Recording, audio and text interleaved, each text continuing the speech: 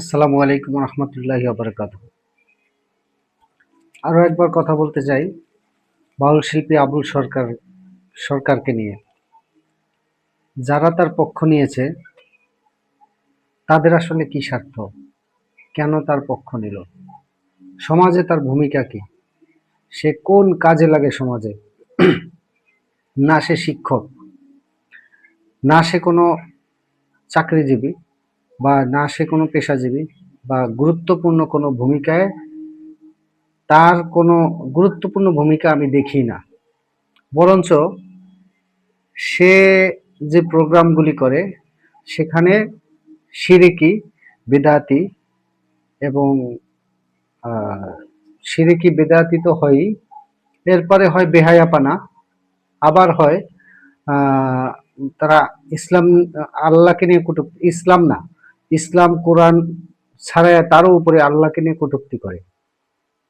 কথা হচ্ছে, যার যার সমাজে কোনো বাউল শিল্পের সমাজে কোনো ভূমিকা আমি দেখি না। আমাদের বাস্তব জীবনে এটার কোনো বাস্তব কার্যকারিতা নাই। কেন শোনে মানুষ গান? হয়তো কারো কোনো ভালো লাগতে পারে, কিন্তু বাস্তব জীবনে এর কোনো প্রয়োজনীয়তা নেই বলে আমি মনে করি। আমি দেখি না কোনো বাস্তব কোনো কাজ দেখি না। এবার হচ্ছে তৌহিদি জনতার কথা। তৌহিদি জনতার নামে যে লোকজন নেমেছিল, তারা তো আসলে বাউল শিল্পীদের সাথে গ্যাঞ্জামের উদ্দেশ্যে নামেনি।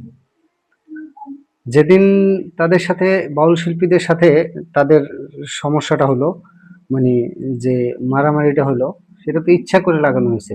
কেননা যেদিন এই তৌহিদি জনতা আহ, কি বলে এটাকে, র্যালি করার সিদ্ধান্ত নেয়, সেদিন বাউল শিল্পীদেরও এই একই প্রোগ্রাম ছিল, কিন্তু তৌহিদি জনতারটা ছিল হচ্ছে সকাল 10টা কি 11টায়, আর বাউল শিল্পীদেরটা ছিল হচ্ছে বিকেল 4টা 5টার দিকে, বা 3টা 4টার দিকে। তখন যখন তৌহিদি জনতা ঘোষণা করলো তারা বিক্ষোভ করবে, তারাও টাইম পরিবর্তন করে একই টাইমে দিল, মানে যাতে একটা গ্যাঞ্জাম লাগানো হয়। এটা স্পষ্ট ইচ্ছা করে গ্যাঞ্জামটা লাগানো হয়েছে। এখন মামলা হয়েছে তৌহিদি জনতার নামে। কেন তৌহিদি জনতার নামে মামলা হলো? এই প্রশ্নের জবাব কার কাছে নেবেন?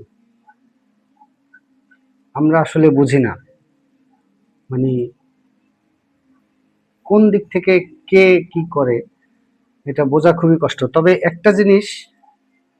একটা জিনিস সবাই মনে রাখবেন, শুধু এতটুকুই খেয়াল রাখবেন, কারা তার পক্ষ নিছে এবং কি উদ্দেশ্যে নিচ্ছে।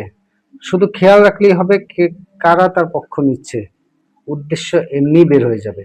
উদ্দেশ্য আলাদা করে খুঁজে বের করতে হবে না। ধন্যবাদ।